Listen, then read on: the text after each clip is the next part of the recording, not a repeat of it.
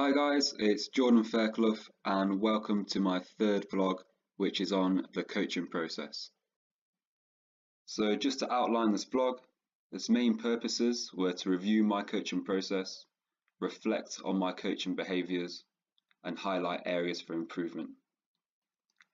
I'll be paying special attention to the influence that my coaching philosophy has on my practice and the timing of and types of coaching cues and feedback that I provide. This session is with a recreational 100-meter sprinter and follows a battery of strength, power and performance tests that we had done in previous weeks. The purpose of this session was to show the athlete how he can enhance his warm-up routine through a series of activation exercises based upon the areas where he was lacking in the testing battery. This was a one-off, one-to-one session, so I was conscious of getting as much information across as possible to the athlete. The session started with a quick movement screen, which is seen here. The purpose of this was to marry information up from the movement screen and to the performance tests, just to get a little bit more information about how the athlete moves and why. And quickly, just a little bit on my coaching philosophy. As a coach, I believe that good habits lead to positive changes.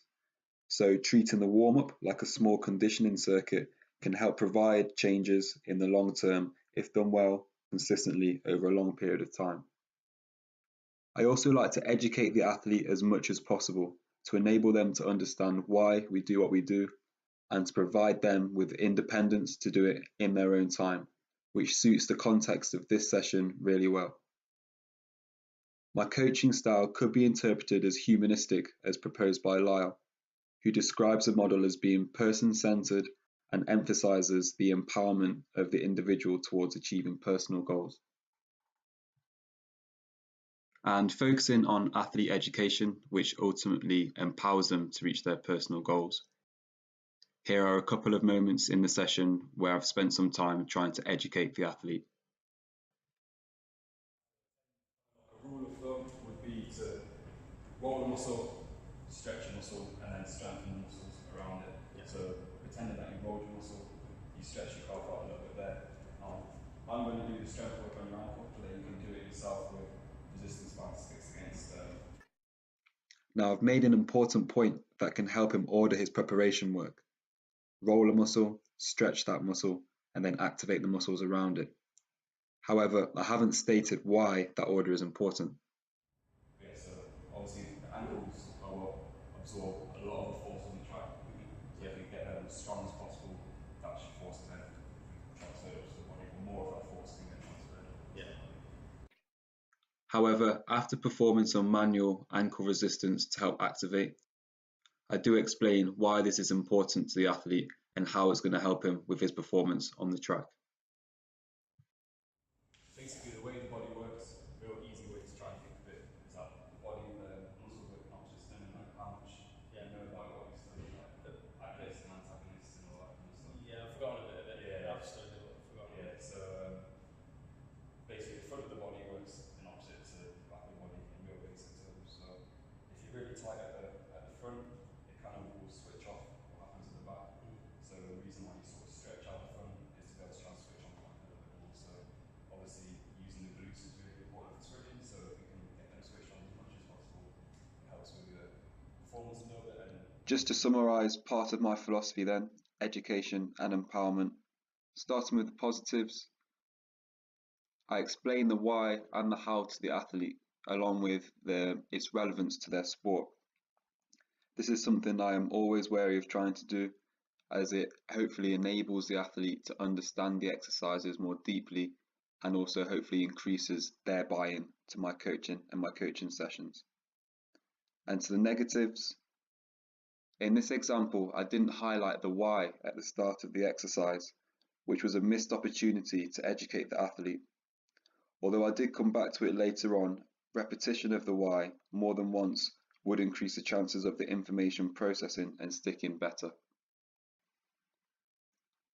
Now to the second part of the vlog, which will focus on coaching cues and feedback methods. Firstly, I'll use these definitions as used by Winkelman 2016. I'll specifically be looking at external versus internal cues, and which I give more of. External cues then, They're proven to be the most effective in the literature, as they focus on the effect of the movement on the environment, and they can be explained by the constrained action hypothesis, which states that directing attention externally allows for the motor control system to work under non-conscious automatic processes, which allow movement to occur reflexively. This leads to a more effective, fluid movement outcome. And internal cues then are less effective in the literature, as they focus on the movement process of the body parts in particular. So, through the lens of constrained action hypothesis, if attention is directed internally, the motor control system operates under consciously controlled processes, which potentially invoke working memory, constraining the motor system, leading to less reflexive, less fluid, and lower quality movement patterns. So trying to get that left knee down to the right ankle. Good, nice, back it up. Box those shoes stays pointed flat, so seeing them all the way through. Squeezing up, good. Trying your hardest to keep this hip as close to the floor as possible and not rolling away from the floor. And again, squeeze, good. Nice. So I should feel you punching my thumb. Nice. Or hands in front, if you're going to make a difference. And you try to be as stiff with landing as stiff as possible. Yeah. So if you run the toes up, landing flat footed, stick it as fast as you can. I want to stay a little bit taller on that landing. Nice solid landing, sharp movement. Fast. That's it. Keep going. Hear the difference as well. Yeah, exactly. The good landings like sound a lot better than what we've done before. Exactly the same as a test day. Hands on hips, drop down, and land. Quick as you can off the floor, as stiff as you can when you land on the floor. Absorb that force quick. It's reacting to the floor before it hits it. Yes, that, and there was less hip and knee bend as well, so you were a little bit stiffer, a little bit more upright, so you didn't like compress as much as the first rep. Yeah. So throughout the session, there were 10 different external cues or instructions, 4 which were targeted internally, which is good.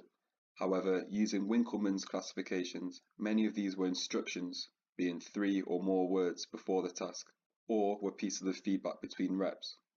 With more thought and planning, I could plan the content and timing of cues, instructions, and feedback before, during, and after the task to provide a more rounded coaching process.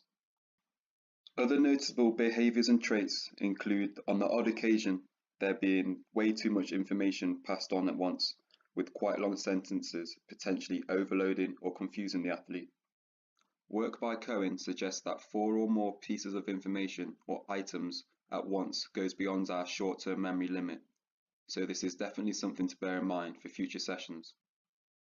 Regarding feedback timing, work by Lawrence et al. 2013 states that reducing feedback frequency after trials enhance learning compared to feedback provided after each trial. They additionally suggest that delaying feedback for a few seconds is more beneficial than immediately afterwards. After reviewing this session, I did a mixture of giving feedback immediately after a bit of a delay, and sometimes no feedback at all. Linking back to the above point, planning the content and timing of feedback will provide a more consistent flow and will hopefully allow for a greater learning experience for my athletes. Lastly, feedback valence, so positive or negative feedback.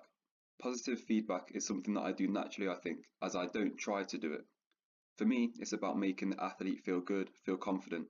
And after reviewing this session, I do this by complementing good sets or good reps with positive comments or claps. Dziwiakowski and Wolf state that emphasizing successful performance enhances motor learning and subsequently increases intrinsic motivation, perceptions of competence, and self-efficacy, which you could say relates to the humanistic approach to coaching that I take. So just to conclude, going forward, I shall continue to use positive feedback, use the external cues and instructions, and maintain a humanistic approach to coaching. And after highlighting areas for me to improve, I shall begin to plan cues in advance, be wary of the amount of information given at once, and be conscious of the timing of feedback. Overall, this was a really valuable experience, and I will definitely use what I've learned to enhance my coaching in the future. Thanks for watching and see you in the summer.